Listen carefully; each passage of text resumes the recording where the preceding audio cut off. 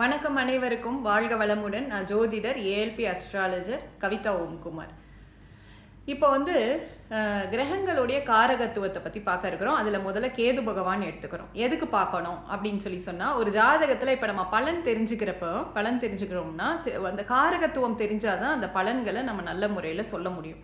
இப்போ கேது பகவான் அப்படின்னு எடுத்துட்டோம்னா, அதோட உயிர் காரகத்துவம் பார்த்தோம்னா, நம்மளுடைய அம்மாவுடைய அப்பா அம்மா அவங்கள பற்றி கேட்குறாங்க.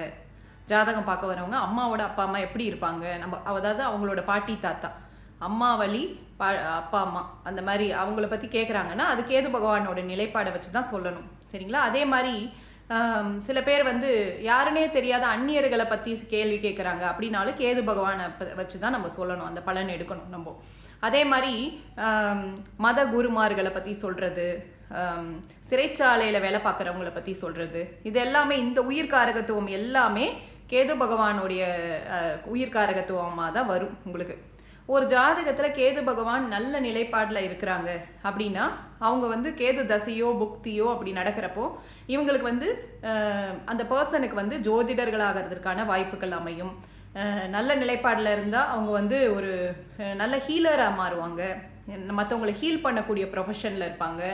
மற்றவங்களுக்கு கைடன்ஸ் கொடுப்பாங்க, மற்றவங்களை சப்போர்ட் பண்ணுவாங்க, வழி நடத்துவாங்க. மகான்களாக மாறுறது கூட வாய்ப்புகள் உண்டு. கேதுவோடைய நிலைப்பாடை வச்சு நம்ம இதை சொல்லலாம். சரிங்களா? கேது பகவான்னா எந்த இடத்த குறிக்கும் அப்படின்னு பார்த்தோம்னா, குறுகலான சந்து, சில பொது கழிப்பறைகள், இதெல்லாமே கூட கேது பகவானுடைய அந்த இடங்களை குறிக்கக்கூடிய காரகத்துவமாக வரும். உங்களுக்கு உடல் உறுப்பை பொறுத்த வரைக்கும் நம்மளுடைய முடி, நம்மளுடைய நகம், இதெல்லாமே கூட கேது பகவானுடைய காரகத்துவத்தில் வரும். சரிங்களா?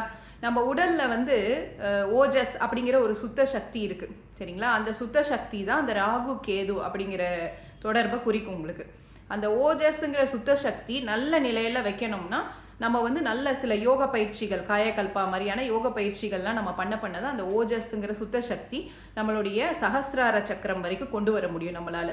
அப்போ தான் அந்த கேது பகவான் ராகு பகவானுடைய முழு அனுகிரகமும் நமக்கு கிடைக்கும். ஒரு ஜாதகத்தில் கேது பகவான் ராகு பகவான் எந்த நிலைப்பாடில் இருந்தாலுமே ஒரு சில யோக பயிற்சிகள் செய்யறதன் மூலமாக அவங்க நமக்கு நல்ல பலன்களை கொடுக்குற வகையில் நம்ம அதை மாற்றிக்க முடியும். சரிங்களா? இது ஒரு முக்கியமான விஷயம். அடுத்தபடியாக கேது பகவான்னாலே கொள்ளுங்கிற தானியம் கேது பகவானை குறிக்கும். சரிங்களா? இப்போ கேது பகவான் ஒரு ஜாதகத்தில் சில நிலைப்பாடு நல்லா இல்லை அப்படின்னா கொள்ளு எடுத்துக்கிறதன் மூலமாகவும் நமக்கு அதை சேஞ்ச் பண்ணிக்க முடியும்.